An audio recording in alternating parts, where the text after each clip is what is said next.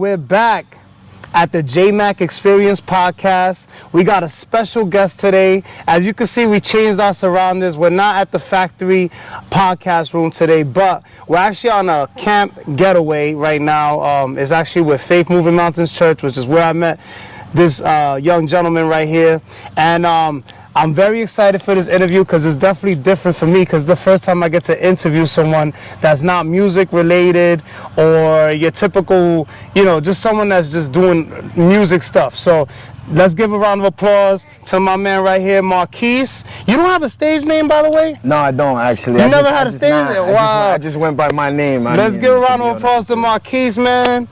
I appreciate you being on the show. Thank you, brother. Thank you so much. Thank you for having me. I appreciate it. It's a pleasure. I really do. It is. And how you been, man? How you feeling? Feeling good. I'm feeling good. Been doing a lot of other things besides fighting lately, but I'm still involved. I just got back into it recently, about a year ago, as a trainer now. So I'm on the other side of the ring right now, though. So for those of you who don't know, Quis is an MMA pro fighter. He was amateur, but he is a pro now. He's actually 5-0. But before we get into that, I want to get into the intro real quick.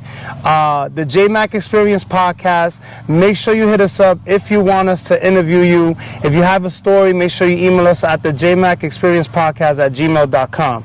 Now, I want to do a few shout outs real quick before we get into this interview. That way we don't have no interruptions. Album of the week this week is Lil Uzi Vert, The Pink Tape. Make sure y'all go download and stream that. Fire. It's official. It's fire. Lil Uzi Vert, The Pink Tape. Movie of the week is Insidious, The Red Door. Didn't see that. You seen it? Nah, it just came out. It just came out. So that's why we're giving the movie of the week. So make sure y'all check that out.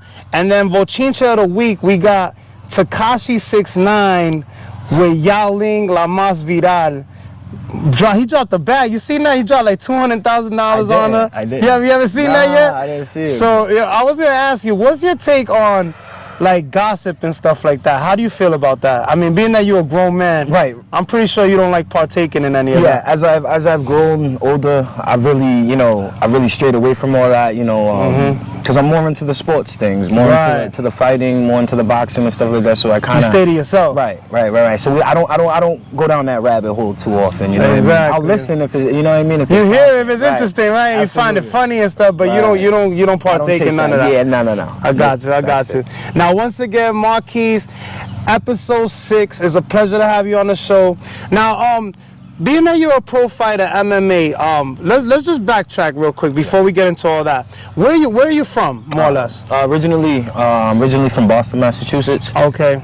I moved to Providence, Rhode Island when I was, I'll say about 11 years old. Oh, wow, okay. Grew up in Washington Park area. So the South Side? South Side, nice, South Side area, Washington Park, Edgewood area. Shout out to Edgewood. Shout out to Edgewood. Shout out to Washington Park. Shout out to Washington Park. Flush Hill Gang, all that. All right. So you was out there early, so... Yes. It's not like you go, but I'm pretty sure you have family still in Boston, so you would go back and forth, right? Absolutely. Yeah, sort of like me being from Queens. I have a lot of family in Rhode Island, so I used to come to Rhode Island early too, so I'll come back and forth. I used to take the Gonzalez bus and all that stuff. Yeah. All right. So, 11 years old, you come to Rhode Island now. Were you fighting already? Were you already training? No, actually, as a child. No, I wasn't. Actually, when I moved from Boston to Rhode Island, my mother moved us out of Boston, for safety purposes. Like a better life, right? Yeah, she thought it would be a little better opportunity for us as we were growing to come to Providence, Rhode Island. So we made that move together, me, my mother, my little brother, to come and to live in Washington Park with my grandmother, actually. Wow. Yeah. Shout outs to your mom. Yeah, thank you. So single mom, I'm assuming? Yes, single mom. Okay. She used to commute daily back and forth to Boston. To work? Yeah, via train, man. Shout out to Mona Lisa. She a real one. She is. She's a dog. So she used to travel from the Providence station into Boston. Yes. That's wild. She worked at Harvard. Oh, she did? Wow, that's crazy. So, she used to make that commute every day, and, it taught me a lot about work ethic, too. So, thank you, Mom. I appreciate you. Shout outs to Mom Deuce. All right, so, after that, when you came to Rhode Island, like I said, so when did you more or less, like, who inspired you to start training and stuff like that. And did you start with MMA? I'm assuming you didn't start with MMA, No, right? no. Where'd you start? So when I was when I moved to Rhode Island, I went to I lived in Edgewood. Edgewood, I went to okay. school in Cranston. Yeah. And you know, fast forward to middle school actually, because that's when I started my athletic career.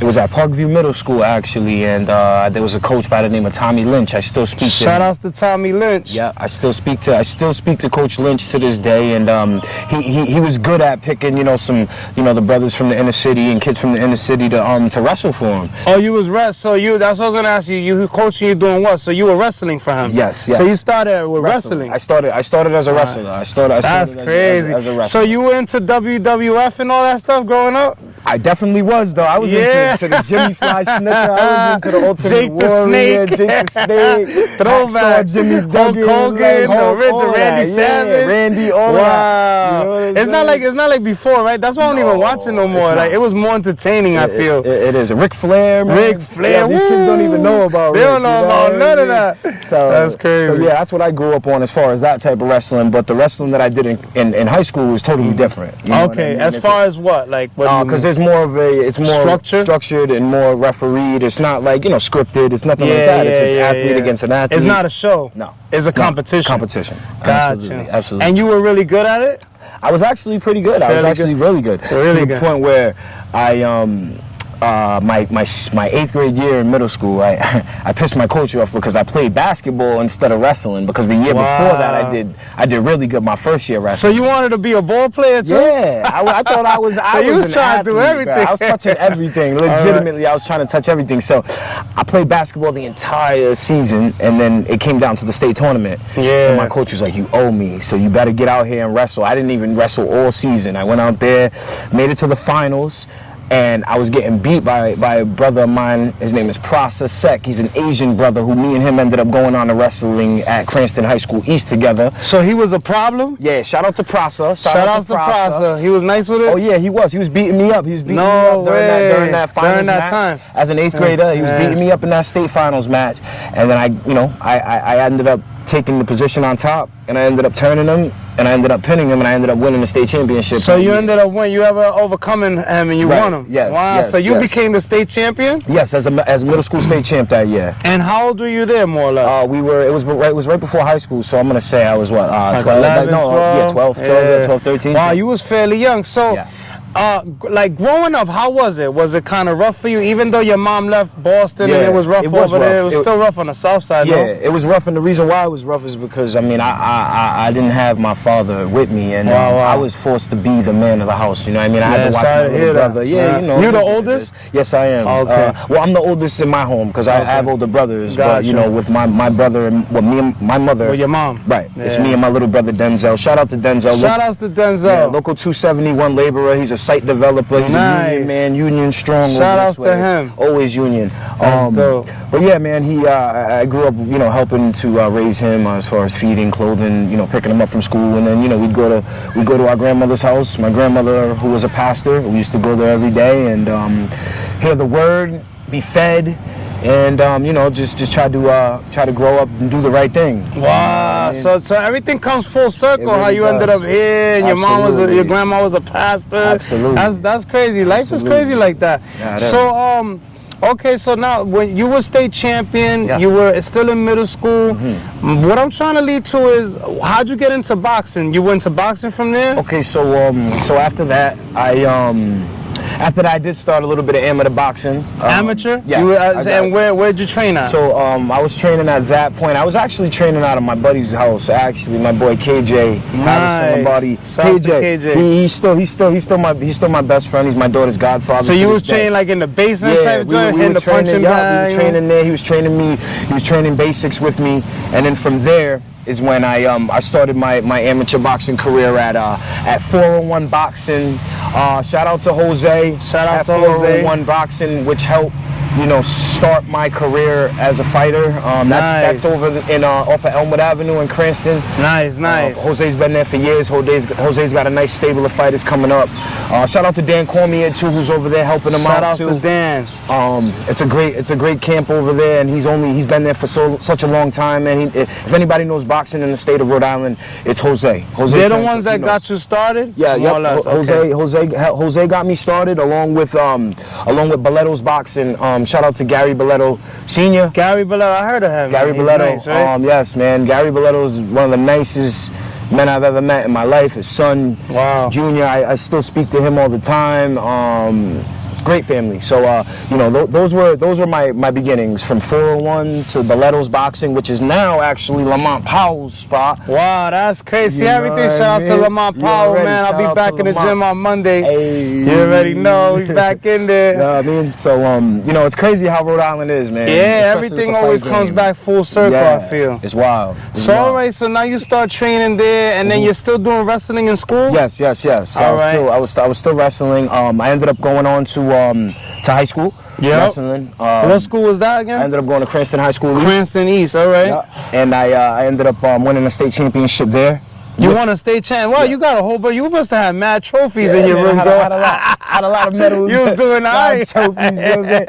And it was big for me because, you know, like I said, I didn't have a father who was into sports and things of that nature. So I kind of made my own way. You felt like you had your own thing going. Yeah, you know what I mean? Chose another lane. That's dope. Right. Yeah, definitely. And who inspired you again? I'm assuming your mom first, right? Absolutely. My mother, and also being just feeling like I had to be the man of the house. I had to be the man. I felt like, you know, let me make her proud. Let me do something like this, you know, on the streets rather than what my cousins was doing back home and stuff like that, and what she took me away from. That's dope. So I made it up in my mind to, you know, to so you try to give her like less headaches. You try to be a good role model for your siblings too. Yes, absolutely. That's awesome. Absolutely. And then, all right, so then after the boxing thing and all that, I'm kind of gonna fast forward a little bit. What got you into MMA? Okay. Because I see you didn't go pro with the boxing, but you did go pro MMA, so something worked for you. But how did you get into MMA? Well,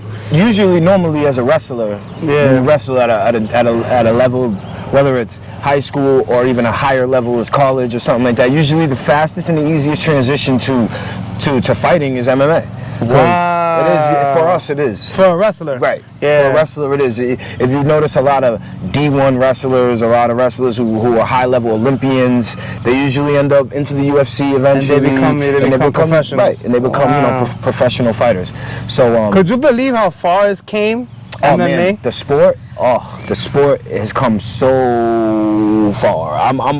Because I mean, I got a lot of brothers that I wrestled, that I fought with on the local circuit that are actually in the UFC at this point. You know? Yeah, what I mean? I remember like 2008 when I started watching it, and I was like, wow, this is like, you know, it was fairly new when it's like first hit the TV and all that. I didn't think that it was gonna be so big, you know, as it is now. Right. So I was like, wow, this is crazy how now like MMA is like literally a new boxing. Like it's a new boxing. It really is. Some people say that it's better than boxing, which I can't really agree because I'm still a big boxing fan, and I feel like they got a long way to go. Absolutely. Now the thing with me and with that, if you don't mind that I touch that. Yeah, go ahead. Boxing is the GOAT, man. Boxing is as a guy as a fighter who started out as a boxer. Yeah.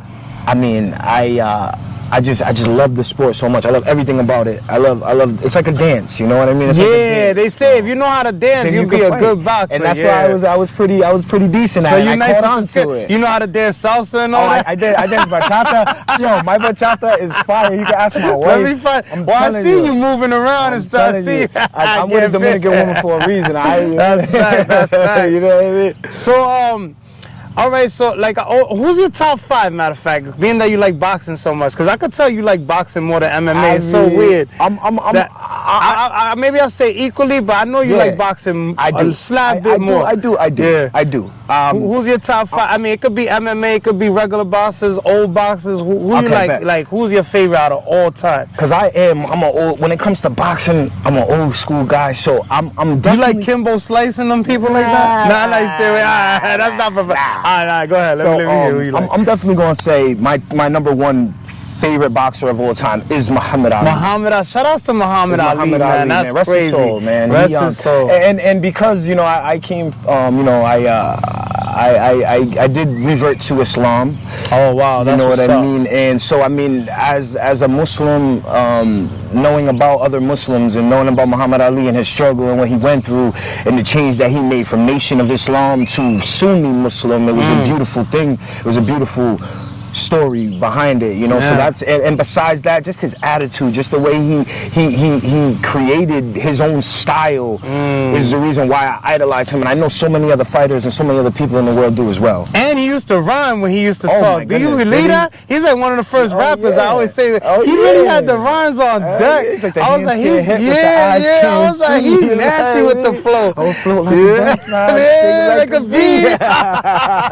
That's crazy. Ali was nice with it. He was cocky, but he was humble too. Yeah, man. You seen the George Foreman movie? I didn't see that. It's a good movie. You got. I'm about to. Yo, he really smacked George Foreman. Like he really got into it. I can't believe he beat George Foreman. I thought George Foreman was gonna win that one. Yeah, no, because George was younger. Remember, he was young. He was big.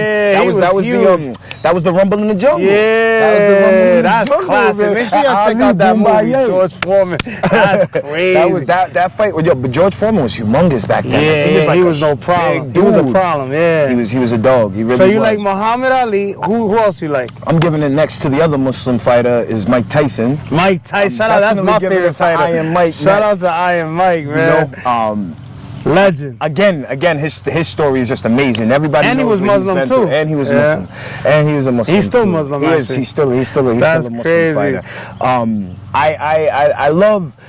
And now we're gonna go into something a little bit newer. You know what I mean? I'm giving it to Floyd. Floyd, man, of course you gotta give it to the GOAT. That's one of the GOATs right there. Definitely giving it to Floyd next because he just Mayweather. You already know because he just reinvented boxing. You know what I mean? And he changed it, right? Like where he made it like not getting hit was cool. Right. Like you know what I mean? And it's crazy because a lot of people used to talk about that Philly shell style until they started to understand. Well, like him blocking him with the shoulder and the trajectory and the way, you know, the elbows down, the shoulders back here, and you're not hitting them. You know what I'm saying? You can't get him. You can't really get to him. You know what I mean? And if you do it, it's really nothing to it. You know what I'm saying? It slips by, And you know, a lot of people would talk about, you know, the pad work that he would do, the pitter patter fat, like that's pitter patty, but you know what? That type of pad work does different things compared to just the traditional power.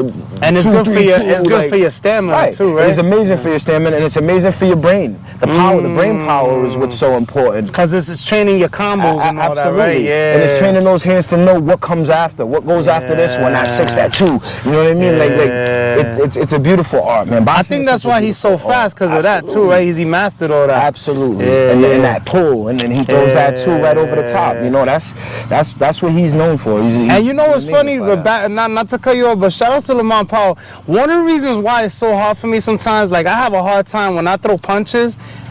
He's always yelling at me, yo, keep your hand up. Keep your hand up. I think it's because I watch Mayweather so much. Gotta be careful. But he's like so nice with it that he could do that. He could have his hand down and play around with you.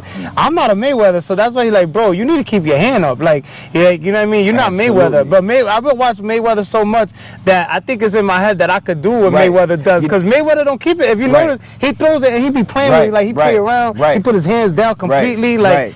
But you ain't touching him though, because he knows what he's doing. But Floyd Mayweather has been fighting since he was like 6 years old. To get to that level is ridiculous. And I say that to a lot of, so you know, I'm also training. I'm training a young brother too right now, and like you know, he does a lot of that where he keeps his hand down, right? Keeps the hand here. Like I'll keep it right here, but he's like, bro, you gotta put it up. You want to keep them. Those hands need to be here until you really learn how to fight. You learn how to throw them. Then you'll know when you can afford to like maybe drop. Play around a little bit, you know what I'm saying? Do something like that, you know what I mean? Like you'll eventually get to that point, but just to come out the stable doing that, it's not a good idea. Because you're gonna get rocked eventually, right? It's not a good idea. I suggest you don't do that. So all right, Muhammad Ali, Mike Tyson, Floyd, you got 2 more. Okay. Who else you like? So I like Triple G. You like Triple G? I thought you was gonna go with Tank. I like Triple G. But I like Stevenson better than Tank. You like Stevenson? Wow. That's my 5 right there. See, I fuck with you. That's my 5 but I ain't gonna front. I'm a big Tank fan. I can't believe you. I like Tank. I like Tank. You think if they go head to head, you think he'll take you think he'll give him his first L? I think it's gonna be tough, right? It's gonna be a tough one. I think Haney is the one that everybody's trying to get at right now. I don't think Haney's that good. I think Stevenson got a better chance. I think Stevenson. Back to my bad. Brief intermission, real quick. Shout outs to the Factory Podcast Room. Make sure you get your podcast on. Hit him Franco and hit him up if you want to do your podcast. All right, so we were talking about the Shakur with Tank. Yes. And also, okay, so you feel like you don't know. You thinking maybe he might give him that L? Yeah, I think it would be a very close fight, but I just don't think that Stevenson is ready for that yet. Yeah, I don't think he's ready for a Tank Davis yet. He need a little more practice. Yeah, you know what I mean? I want to see Haney and Stevenson. You know what I'm saying? First, right? That's what I want to see. Gotcha. I think everybody wants to see that one. Now, where do you train at now? So as of right now, I'm not really training to fight. And you're a trainer. You said you were training before. I'm training people. So where are you training at? So I'm at Team Rockstar Family Fitness. Team Rockstar Family Fitness. And where can they hit you up for training? You guys can hit me up on my Facebook page. It's Quis Brewster.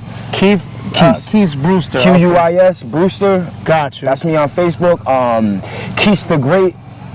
I'm on Instagram, Quis the Great. Gotcha. And those are my two platforms right now. And they could contact you, get the training on, get it popping. Yes, absolutely. I'm trying to be a PADMAN now, guys. So that's what's up. Who have you trained so far? Who have you worked with? I'm actually I'm working with just a bunch of amateur guys right now. I got amateur guys right now. But as far as amateurs that people may know, we got who you're actually about to interview. Yeah, shout outs to her. To Vicky. Shout outs to Vicky. Vicky, I'm sorry, Vicky. I don't really know how to say your last name. I think her last name is Derico, if I'm not mistaken. Okay, but Vicky's also at Team Rockstar Family and Fitness, and she's over there. She teaches classes, and she also gets work with my boxing trainer, Victor Fagnet. Shout out to Victor Fagnet. Shout out to Vic, man. Vic has been a father figure to me, to so many other boxers throughout the year. He is the reason why I am an undefeated fighter to this day. Wow. As a boxing trainer, he's taught me everything that there is to know about angles, about hands up, shout out to Vic. That's what I was gonna ask. Talk about hands up. What's your favorite strike or submission to use in a fight? So in MMA. In MMA, I like to stand up. You know why I like to stand up? Because not a lot of them MMA guys can bang with me standing up. Wow. My boxing was known to be better. Yeah. So of course, once they get in a sticky situation, so you got more hands than the average MMA fighter. Right. Because they're more about grabbing, right, and choking you out and all that. Or if you do, or kicking you. Or if you're throwing hands, you're not throwing them straight down the pipe. I could see you telegraphing a lot of things. I could see them coming. It's pretty easy sometimes so you with can MMA guys. Right. That's crazy. So and then we get and then they'll go to a takedown situation, and don't forget I was a wrestler too, so I could defend the takedown. You good on all around fighter. Right. That's crazy. Pretty good. Now what's your current record once again as a fighter? As a professional fighter, I'm 5-0.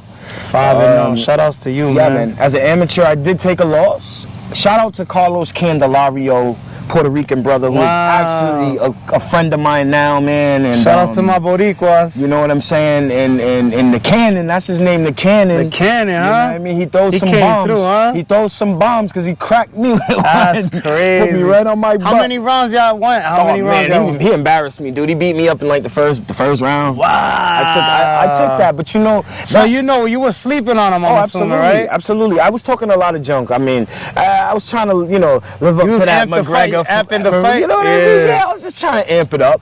I was talking hella smack. I ended up losing a lot of weight that I wasn't supposed to lose. I ended up dropping down. I usually fight. I fought at 130. Wow. What do you usually fight at? No, I fought at 130. That's my weight class. But 35. I'm sorry. 135. But this fight was at 25. Oh yeah, that's 10 pounds. That's another. Yeah, that's 10 pounds. A lot. People think 10 pounds is nothing, 10 pounds is crazy. It can make or break your whole fight. Yeah. I can give you a brief description of really quickly how that fight happen. Like even that night, you know, it was a bad night for me, day for me in general. I ended up making it to the venue maybe about like an hour before the bout. So that already threw me off. I was in the car losing weight on the way to the venue. How was you doing that? Because it just so happens that the weigh-in was same day. Yeah. Or something like that. I forget what it was, but I ended up having to lose weight going up to the venue. We were there an hour prior. The fight wasn't in your corner, man. It was just not me. And then I lost all that weight, and then I'm fighting a southpaw to top it off. Oh, man. And I'm sucked out. You know what I mean? Yeah. I circled right into that right hand, bro. You just came to be left there. Hand, sorry. Yeah. Right. I just was there just so I wouldn't get fined. Yeah. He was on that Marshall Lynch.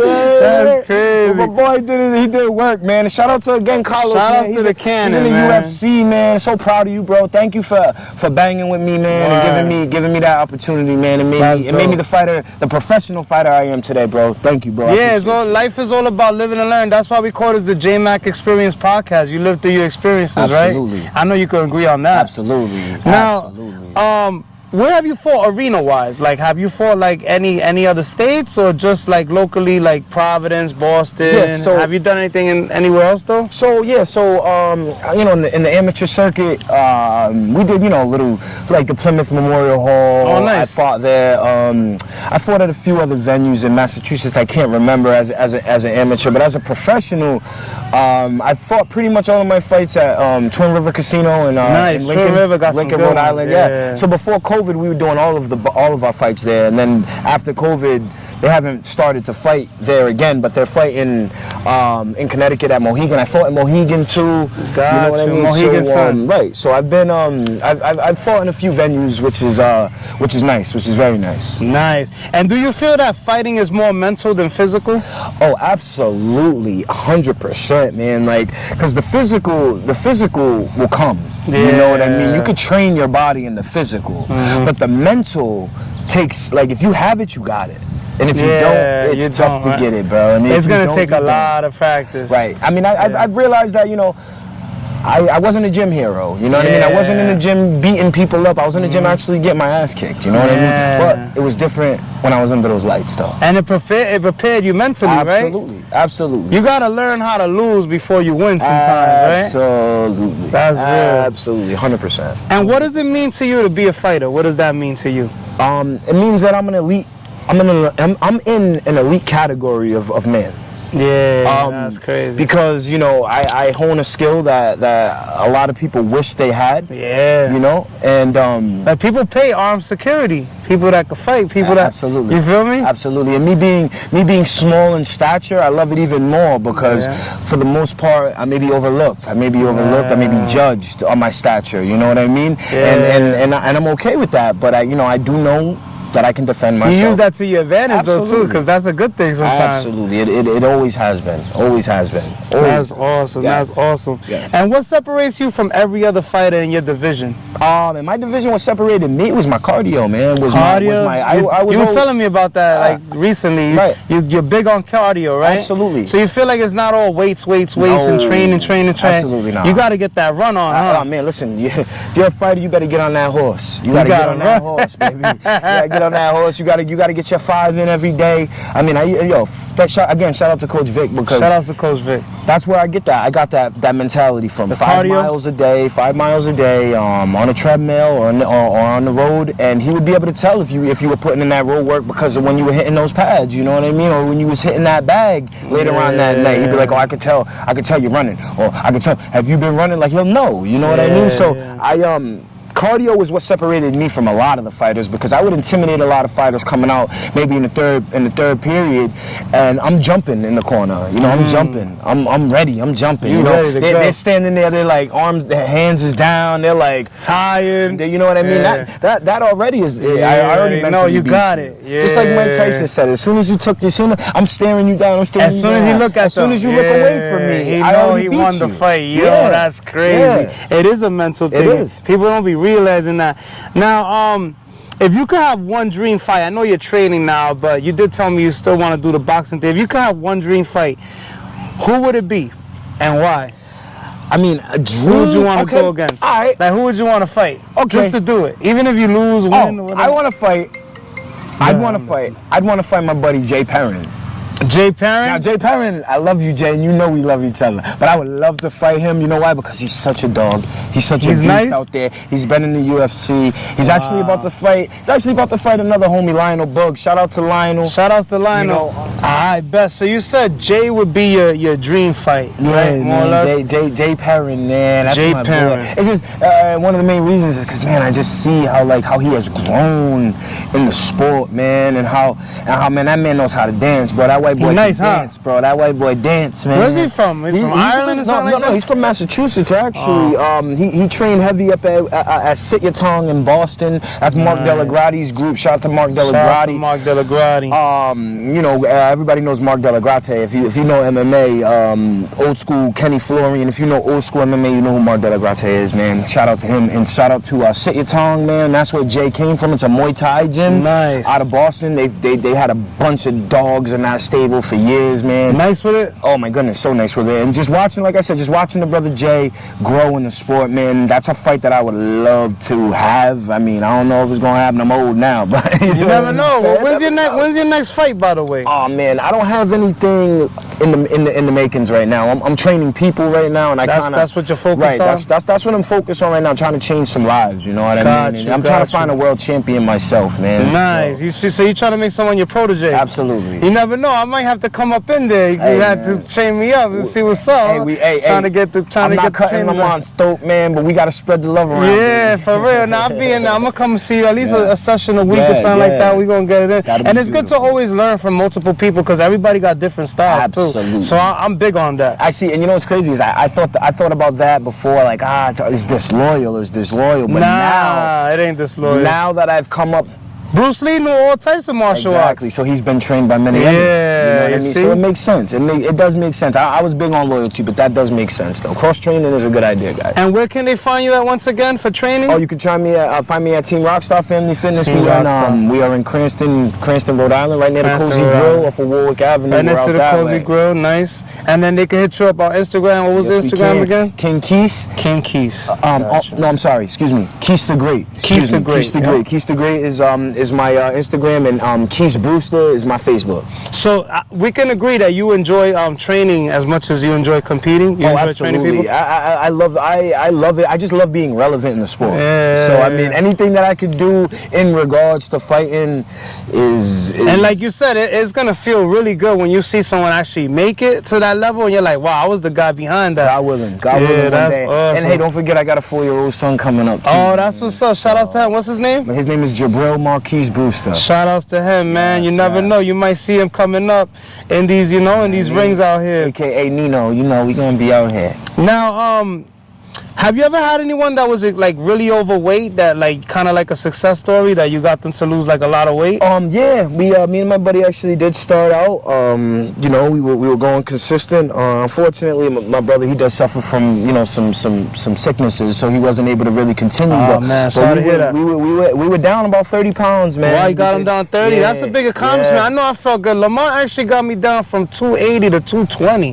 He got me down 60. That's amazing. So that's why I always give him his credit. Amazing, man. Bro. And like you said, I stay loyal to him. Like I'm loyal to him, but I actually do want to train with others. Yes, yes, but I know that he's the one that got me in the game, and started me in the whole box. I always wanted to box my whole life. Never got the opportunity till I met him, and he was willing to take me under the wing. That's why I stay loyal to him. You know what I mean? He's a good brother. Yeah, man. Shout out to Lamar Powell. Make sure you go to Gloves Up, Guns Down to get your training on in Providence. Right in Silver Lake. Absolutely. That's the old Ballettos gym, man. That's the old man. It's official too. It's nice too. It's nice. He got a lot of. He trains kids as well. So and you also train kids too. Yes. And we also have a kids program at Team Rockstar Family Fitness too as well, man. Shout out to Louis Felix and Rose Molina, who's doing that thing over there, man. Shout out to them. Thank you guys for giving me an opportunity to train people at your gym and also help out by training. Nice. Teaching a class, They gave you an opportunity. Yes. So man, shout out to them.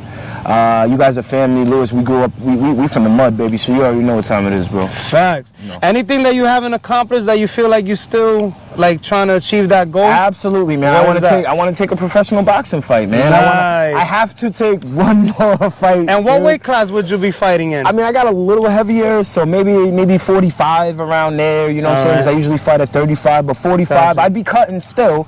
You know what I'm saying? But I feel like you'd be in the 145 range. Yeah, 45 would be where I'd feel comfortable at. You know what I'm saying? Taking my first professional boxing bout. That's dope. I hope to see it. I'm rooting for you. I'm on your corner, man, for real. I appreciate It's been a pleasure. Listen, it's been an honor. I want to ask you a few last things, and then we're gonna sign off. But if you wasn't a fighter, what would you be doing today?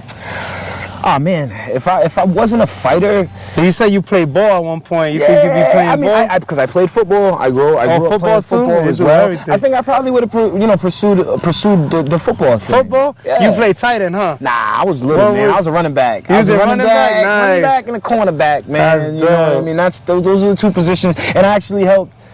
Coach the Edgewood Eagles youth football program the last 2 seasons. That's dope. Yeah, man, we went to the Nationals not last season, the year prior to that in Florida. Wow. We back-to-back state champions. Wow, that's crazy. Back-to-back New England champs. You know what I'm saying? Back-to-back RISMA champs. Like, that's us. Oh, that's what's up. Shout outs to you. Doing things for the community is always a big thing too. That's my big thing, yes. And what's next for Quis?